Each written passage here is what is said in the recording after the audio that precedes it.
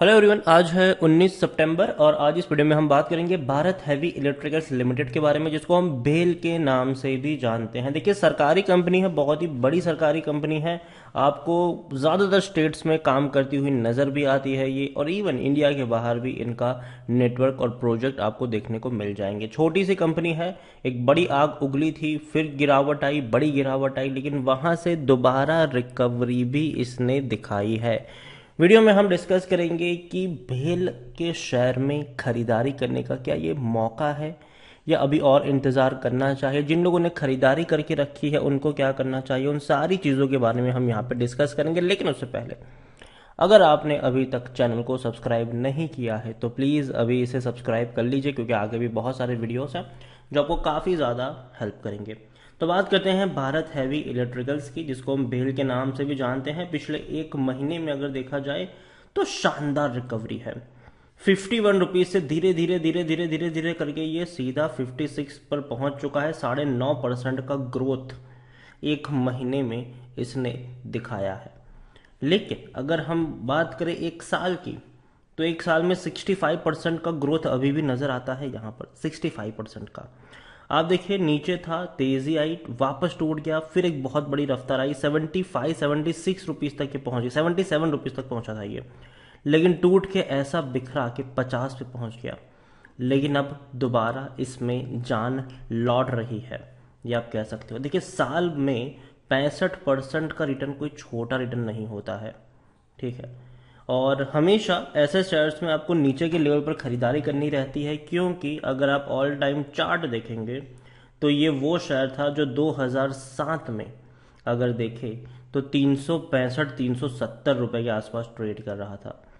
बड़ी रफ्तार आई, टूट गया, बड़ी रफ्तार आई, उसके बाद जो गिरावट आई है वो अभी भी रुकी नहीं है यहाँ पर।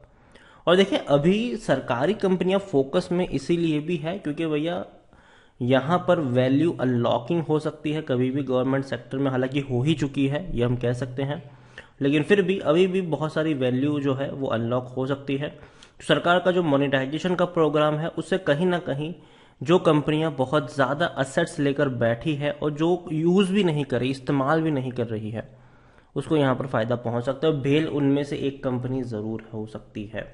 यहाँ पर भेल की मैं बात करूं तो बेचने की बात कोई नहीं कर रहा है, हर कोई कह रहा है खरीदो खरीदो खरीदो, 100% लोग according to Moneycontrol user.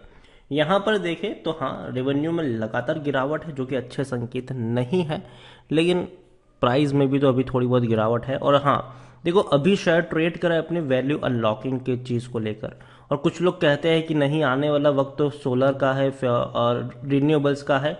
तो भैया, कंपनी वहां पर भी अपने हाथ पैर चला रही है। वहां पर भी आप देखिए, BHEL commission India largest floating solar plant in Andhra Pradesh, और भी कई सारे प्रोजेक्ट ये कंपनी हैंडल कर रही है और हैंडल करने वाली है आने वाले वक्त में। तो ये मान के चलना कि यार भेल नहीं कर पाएगा, मुझे लगता है कि सरकारी कंपनी है ज़रूर, लेकिन पोटेंशियल भी है। लेकिन सरकार खेलता रहेगा यहाँ पर, या उस चीज़ को याद रखिएगा। और शायद ही इकलौती ऐसी सरकारी, मतलब कुछ ऐसी सरकारी कंपनियों में से एक है जो डिविडेंड पे नहीं कर रही है।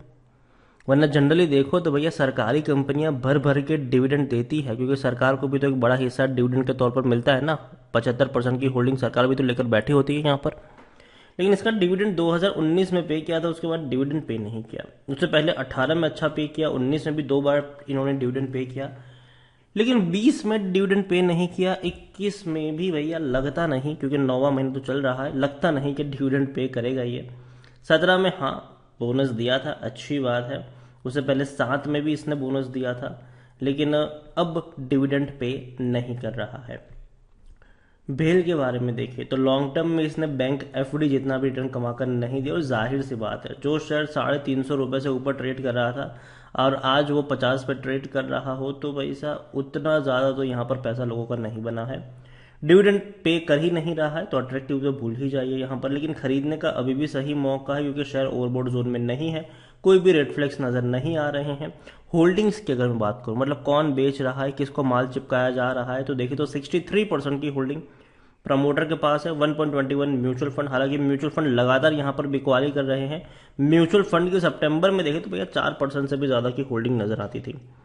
ठीक है, और आज वो हो चुकी है 1% के आसपास। डोमेस्टिक की 11% की होल्डिंग वहीं की वहीं है, एफआईज की जो होल्डिंग थी वो भी वहीं की वहीं है, रिटेल्स और अदर्स ने खरीदारी के लिए 17% की जो होल्डिंग थी वो 19% तक पहुंच चुकी है। देखो, भेल को लेकर मैं एक चीज कहूंगा कि ये वो शेयर है जिसके पास कई सारे प्रोजेक्ट तो है, ये कंपनी ऐसी जिनके पास प्रोजेक्ट तो है लेकिन फिर भी पैसे नहीं कमा पा रही है। और देखिए, जनरली ये चीज़ हमें देखने को मिलती है सरकारी कंपनियां जो है ना, और उसमें काफ़ी लोगों की कंप्लेंट्स भी रहती है कि भैया सरकारी कंपनियां ठीक से काम नहीं करती है, ठीक से वो कुछ नहीं करती है। और देखो, मैं ये सब चीज़ में यहाँ पर पढ़ना नहीं चाहूँगा, लेकिन हाँ मुझे लगता है कि पोटेंशियल है इस कंपनी में, अगर उसके एसेट्स को देखा जाए, कंपनी की वैल्यू को देखा जाए। और इवन जो वेदांता के चेयरमैन अनिल अग्रवाल ने भी स्टेटमेंट दिया था जब चाइना हमारे अंदर घुस गया था और हम चाइना को बाइकआउट कर रहे थे, चाइनीज कंपनियों का हम बहिष्कार कर रहे थे, तब उन्होंने कहा था कि हमें अपनी कंपनियों को बढ़ावा देना पड़ेगा और जो चाइनीज कंपनी को कोई टक्कर दे सकता है तो वो भेल है। तो ये बहुत बड़ा स्टेटमेंट था उनका। उसके बाद डेफिनेटली शेयर 2 गुना हो गया था उनके स्टेटमेंट के ज़्यादा, लेकिन बाद में शेयर टूट भी गया। दिक्कत इस कंपनी के साथ यह है कि भैया प्रॉफिट नहीं कमा पा रही है कंपनी, बल्कि हर साल भारी नुकसान देखने को मिल रहे हैं। आप देखो तो प्रॉफिट नहीं है, 2 साल से प्रॉफिट नहीं है, बड़े बड़े लॉसेस है। देखिए, इससे पहले प्रॉफिट थे, 475 करोड़ का प्रॉफिट 828 पे पहुंचा, फिर 1190 के करीब पहुंचा, बाद में टूट के 1500 का लॉस हो गया, फिर 2740 का लॉस हो गया। तो लॉसेस है यहाँ पर, जो अच्छी बात नहीं है। और इवन Q1 के भी जो रिजल्ट्स आए वो भी भैया बड़े लॉसेस दिखाए हैं इस कंपनी ने। और यही वजह है कि कंपनी, देखो, जब भी इनके रिजल्ट्स आने होते हैं ये शेयर टूट जाता है, क्योंकि भैया दिखाते ये लॉस है तो टूट के बिखरने लगता है। वापस धीरे धीरे ऊपर की तरफ चढ़ने की कोशिश करता है ये शेयर, लेकिन वापस रिजल्ट्स आते हैं और लॉसेस दिखाता है, ये टूट के बिखरने लगता है। तो ये एक दिक्कत है इस कंपनी की, और मेरे हिसाब से कंपनी को प्रॉफिट कमाना पड़ेगा और वैल्यू अनलॉकिंग किस तरीके से यहाँ पर हेल्प करेगी वो भी देखना है। देखो, ओवरऑल मुझे भेल का जो शेयर है वो 50 रुपये के आसपास मुझे महंगा नहीं लगता है। मुझे लगता है कि हाँ, पोटेंशियल है इसमें कि 60, 65, 70 रुपये तक ये दोबारा जा सकता है। ठीक है, तो खरीदारी करिए तो पहली चीज़ तो बने रहिए। ठीक है, और अगर आप फ्रेश बाइंग करना चाहते हो तो ज़रूर कर सकते हैं।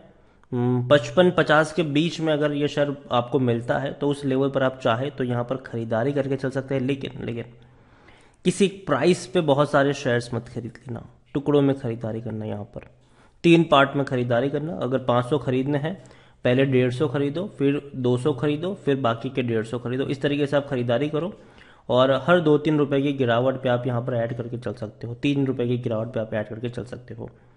और एक चीज़ ये भी कहूँगा कि जब शेयर 75 रुपये के आसपास आपको नज़र आए, जो कि जाएगा लेकिन वक्त लगेगा, ठीक है, ऐसा नहीं है कि 1-2 महीने में चला जाएगा, वक्त लगेगा, लेकिन वहाँ पे जाएगा तो मुझे लगता है कि प्रॉफिट बुकिंग का दौर रहेगा वो, पहली चीज़। दूसरी चीज़ है कि उस वक्त क्या माहौल है वो भी देखना पड़ेगा। अगर वैल्यू अनलॉकिंग का माहौल होगा तो दोबारा रफ्तार के लिए तो और ऊपर तक जाएगा, वरना ऐसे ही अगर दौड़ गया होगा कुछ प्रोजेक्ट या कुछ न्यूज़ की बदौलत तो वापस प्रॉफिट बुकिंग भी आपको दोबारा देखने को मिल सकती है।